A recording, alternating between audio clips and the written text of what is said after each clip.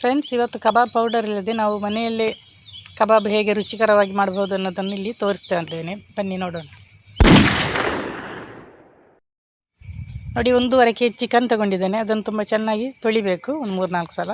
ಆಮೇಲೆ ಸ್ವಲ್ಪ ಕೊತ್ತಂಬರಿ ಸೊಪ್ಪು, ಆಮೇಲೆ ಪುದೀನ ಸೊಪ್ಪು, 12 ಎಸಳು ಬೆಳ್ಳುಳ್ಳಿ, 3 ಕಾಯಿ ಮೆಣಸು, ಆಮೇಲೆ 1 ಇಂಚು ಶುಂಠಿ. ಇದನ್ನು ಎಲ್ಲ ಚೆನ್ನಾಗಿ ಸ್ಮೂತಾಗಿ ಗ್ರೈಂಡ್ ಮಾಡ್ಕೋಬೇಕು.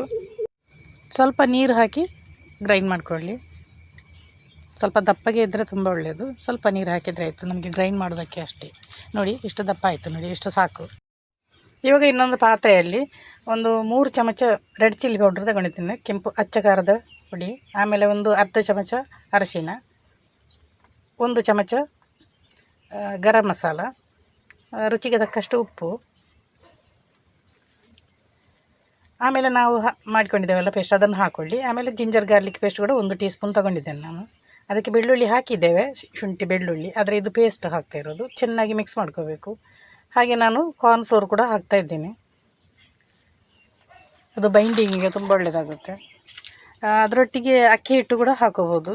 ಅಕ್ಕಿ ಹಿಟ್ಟು ಇಲ್ಲ ಮೈದಾ ಹಿಟ್ಟೆಲ್ಲ ಹಾಕೊಂಡು, ಮೈದಾ ಹಿಟ್ಟು ಬೇಡ, ಅಕ್ಕಿ ಹಿಟ್ಟು ಹಾಕ್ಕೊಂಡ್ರೆ ಅದು ತುಂಬ ಚೆನ್ನಾಗಿ ಬೈಂಡ್ ಆಗುತ್ತೆ.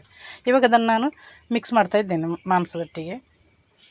ಮ್ಯಾರಿನೇಟ್ ಮಾಡಬೇಕು, ಅದೊಂದು 15-20 ನಿಮಿಷ, ಇಲ್ಲ ಅರ್ಧ ಗಂಟೆ ಮ್ಯಾರಿನೇಟ್ ಮಾಡಿದರೂ ತೊಂದರೆ ಇಲ್ಲ. ಚೆನ್ನಾಗಿ ಇಳ್ಕೊಳ್ಬೇಕು. ನೋಡಿ, ನಾನು ಮ್ಯಾರಿನೇಷನ್ಗೆ ಇಡ್ತಾ ಇರ್ತೀನಿ, ಒಂದು ಅರ್ಧ ಗಂಟೆ ಇಟ್ಟೆ ನಾನು. ಇವಾಗ ನಾವು ಕಬ್ಬಿಣದ ಕಡೆಯಲ್ಲಿ ಮಾಡ್ತಾಯಿದ್ದೇನೆ ನಾನು. ಅದು ಸ್ವಲ್ಪ ಎಣ್ಣೆ ಕಪ್ಪು ಕಪ್ಪು ಕಾಣ್ತಾ ಇದೆ, ಅದು ಕಬ್ಬಿಣದ ಕಡೆ ಇದ್ದು. ನಾನು ಫ್ರೈ ಮಾಡುವಾಗ ಕೂಡ ಸ್ವಲ್ಪ ಕಾರ್ನ್ಫ್ಲೋರ್ ಹಾಕ್ತಾಯಿದ್ದೇನೆ, ಯಾಕೆಂದರೆ ಅದು ಸ್ವಲ್ಪ ನೀರಾಗುತ್ತಲ್ಲ, ಅದಕ್ಕೋಸ್ಕರ.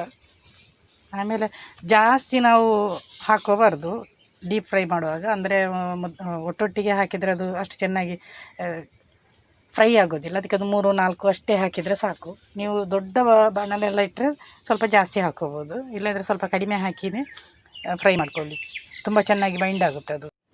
ನಾನು ಕೊನೆಯಲ್ಲಿ 2 ಚಮಚ ಕಾರ್ನ್ಫ್ಲೋರ್ ಹಾಕಿದ್ದು. ಅದರೊಟ್ಟಿಗೆ ನೀವು ಅಕ್ಕಿ ಹಿಟ್ಟು ಕೂಡ ಹಾಕ್ಕೊಳ್ಳಿ, ಯಾಕೆಂದರೆ ಸ್ವಲ್ಪ ಬೈಂಡಿಂಗ್ಗೆ ತುಂಬ ಒಳ್ಳೆಯದಾಗುತ್ತೆ. ಇದು ನಂದು ಸ್ವಲ್ಪ ಅಷ್ಟು ಬೈಂಡಿಂಗ್ ಆಗಲಿಲ್ಲ, ಆದರೆ ಅದು ರುಚಿ ಮಾತ್ರ ಅಲ್ಟಿಮೇಟ್ ಆಗಿದೆ, ತುಂಬಾ ಟೇಸ್ಟಿಯಾಗಿರುತ್ತೆ. ನಾವು ಫ್ರೈ ಮಾಡುವಾಗಲೇ ಸ್ವಲ್ಪ ಕರಿಬೇವು ಕೂಡ ಹಾಕ್ಕೊಂಡ್ರೆ ಇನ್ನೂ ಚೆನ್ನಾಗಿರುತ್ತೆ, ಇಲ್ಲ ಮತ್ತೆ ಕರಿಬೇವು ಬೇಕಾದರೆ ಹಾಕೋಬೋದು ಲಾಸ್ಟಿಗೆ.